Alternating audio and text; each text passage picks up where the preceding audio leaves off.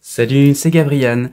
Aujourd'hui, je vais vous faire une petite vidéo pour vous parler d'un autre tirage qui n'est pas présent dans le livre, mais que je trouvais assez intéressant à faire, particulièrement parce que depuis le début, les vidéos de tutoriel que je vous fais par rapport aux cartes, je n'utilise principalement que les 36 cartes principales que je conseille d'utiliser à la page 15 du livre, pour rappel, et du coup, il y a 16 cartes qui manquent.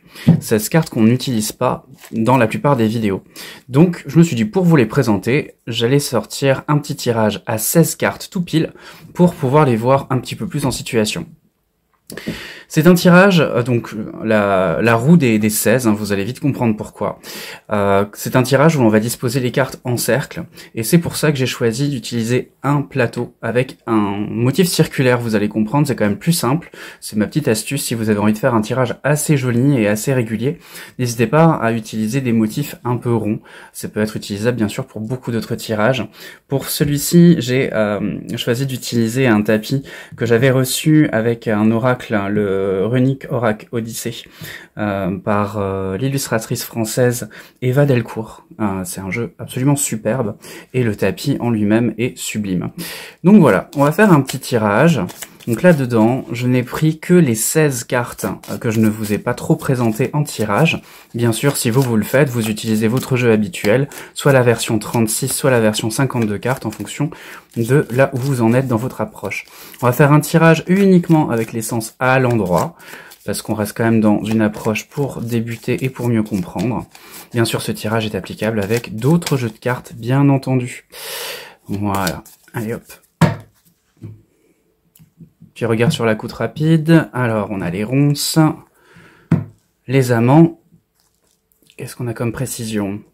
Alors, un chemin laborieux pour aller vers une réussite, donc une route difficile mais qui mène à une belle célébration, et une histoire sentimentale liée au passé. Donc on va voir de quelle manière ça se présente. On est bien sûr sur un tirage purement fictif, donc aucune importance. L'idée, c'est de déposer les cartes face cachée, en cercle. Alors moi, je commence par en haut et je le fais dans le sens horaire, mais vous pouvez le faire comme vous le sentez, il n'y a aucune règle là-dessus. On essaye de dispatcher les cartes de manière à peu près équitable. Et la 16e carte se place au centre. Ok ? On commence par retourner la carte centrale qui va nous donner le ton, l'ambiance générale du tirage. On revient donc sur la thématique des ronces qu'on avait vue dès la coupe. On nous parle donc d'une période où il y a un chemin à faire, une route un peu laborieuse avec des obstacles. On voit bien cette notion de ronces. La carte des ronces, je le rappelle, on est sur une carte qui est censée normalement parler de route et de chemin, mais un petit peu difficile. Après, vous avez soit la possibilité de retourner la première carte que vous avez déposée, soit de demander à votre consultant de choisir quelle carte il veut retourner en premier. Ça peut fonctionner aussi de la même manière. Mais là, on va faire simple. On va retourner la toute première que j'ai posée, et nous avons donc l'horloge. Hop. On parle donc d'obstacles, peut-être liés à quelque chose du passé. Et à partir de là, le jeu est très simple. On compte 3 en partant de la carte qu'on vient de retourner. 1, 2, 3, et on retourne la suivante. Autrement dit, on retourne les cartes une sur deux, tout simplement. Donc on nous parle ici de grandeur, une belle renommée, quelque chose qui se passe plutôt bien. Donc le passé apporte les lauriers.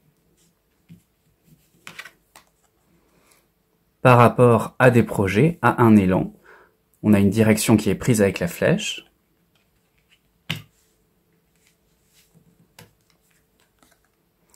Qui mène à une célébration, ou peut-être le fait de viser une célébration,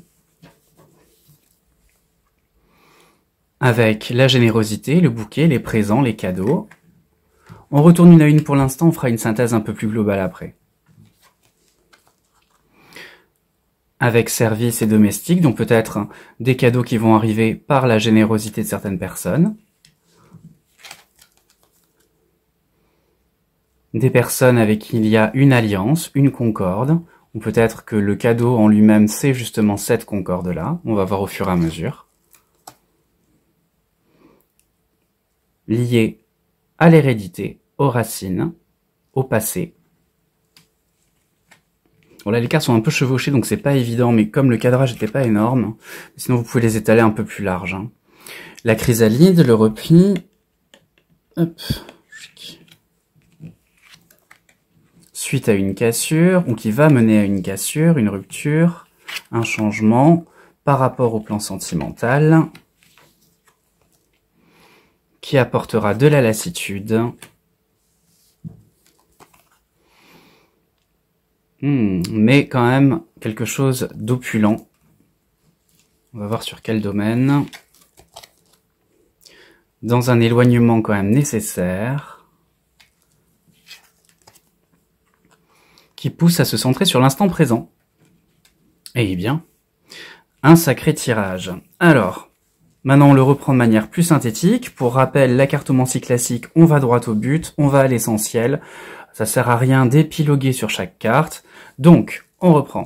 La carte centrale, elle nous donne le ton, elle va influencer toutes les autres cartes. On parle bien d'une période où on a envie d'avancer, mais où il y a effectivement des obstacles, où les choses vont être un petit peu difficiles. On commence par le passé, qui apporte la renommée, la grandeur, les lauriers, par rapport à certains projets qui ont été mis en place pour mener à une victoire, une célébration, quelque chose, un succès en tout cas, qui va apporter ici la générosité avec le bouquet, les opportunités par des personnes serviables de l'entourage ou des personnes en tout cas avec qui il y a une alliance, peut-être liée au passé, ces racines qui sont là.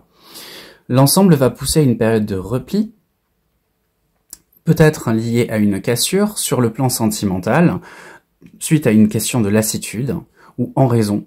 Ou peut-être que tout ça, c'est lié à ça. En tout cas, on voit bien ici la cassure, les amants, les ruines. On est bien sur un break ou quelque chose qui est stoppé par rapport à une aventure, une relation et de l'ennui qui arrive ensuite, malgré une situation qui est quand même confortable d'un certain côté. L'éloignement semble nécessaire pour réussir à retrouver la force de se centrer sur l'instant présent.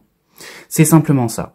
Ce tirage à 16 cartes, il est extrêmement simple. On est sur une chronologie, un peu comme un tirage en ligne à 7 cartes par exemple, sauf que là, on est sur un tirage non seulement circulaire, mais avec plus de cartes, puisqu'on en a quand même 16 à interpréter, donc ça fait beaucoup d'infos, et c'est là où ça devient intéressant. Il n'y a pas forcément besoin de faire des couvertures, puisque les cartes, elles vont se préciser les unes les autres à mesure qu'on va avancer dans le tirage. C'est bien de pouvoir les retourner une à une, pour déjà se donner une idée de chaque thème, chaque sujet vraiment important qu'il va y avoir, et ensuite être capable de faire quelque chose de plus fluide, une sorte de synthèse pour préciser un petit peu, pour rappeler tout ce que les cartes pourraient vouloir dire. Donc je disais là, c'est vrai que je les ai un peu serrés parce que mon cadrage est pas suffisant, mais en général, voilà, je les place plus, voilà, plus comme ça. Parce que vous avez vu, c'était un peu galère pour les retourner, donc là au moins, vous savez qu'il y a cette possibilité de les mettre un peu plus larges. Et si vous êtes un peu perturbé par le côté endroit en vert, rien ne vous empêche de toutes les placer à la verticale. Vous pouvez toutes les mettre comme ça, faire votre cercle. Après, ça peut prendre un peu plus de place par contre. Et vous voyez, vous pouvez les placer aussi comme ça. Ce tirage, il peut durer du coup quelques semaines ou quelques mois même, parce qu'on est quand même sur un tirage avec beaucoup de cartes qui peut parler de beaucoup de choses. Donc là, c'est pareil, vous allez pouvoir un petit peu voir en fonction de la convention que vous avez avec vos cartes, la durée que ce tirage peut avoir. Mais là, c'est à vous de voir, il n'y a pas de règle encore une fois, mis à part les vôtres. Donc j'espère que ce petit tirage vous aura plu, tout simple, tout bête. C'était surtout l'opportunité de vous présenter les 16 cartes secondaires qu'on utilise très peu, enfin que j'ai très peu utilisé dans les autres vidéos. Donc j'espère que ça vous aura permis de les voir un peu plus en situation, de vous les représenter un peu plus facilement et pouvoir les utiliser vous aussi. Voilà, n'hésitez pas à l'expérimenter et je vous dis à bientôt. Ciao ciao.